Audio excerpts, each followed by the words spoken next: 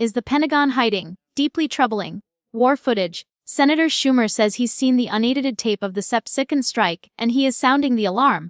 Schumer demanded Secretary Hegseth show the unedited video to all 100 senators, but Hegseth refused and came to the briefing empty-handed. Schumer argues that because the viewing happens in a secure SCF, Hegseth's excuse about protecting classified methods is bogus.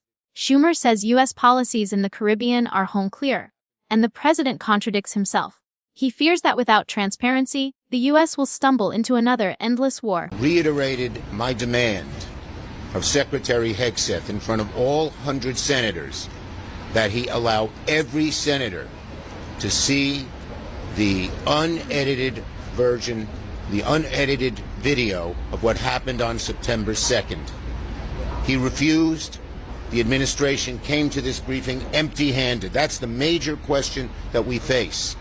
And if they can't be transparent on this, how can you trust their transparency on all the other issues swirling about in the Caribbean? Every senator is entitled to see it. If there is no problem with sources and methods, because the senators will see it in the SCIF. I also believe that every American should see an appropriate version of this, of the unedited, they should see an appropriate version of what happened on September the 2nd. I saw it.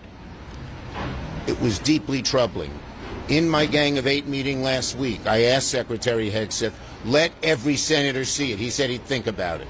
Today, he came up with no answer and no tape. So his reasoning was that it might give things away that shouldn't be. I respect classification. When you do it in the SCIF, that argument is undercut. It's just with senators in the SCIF.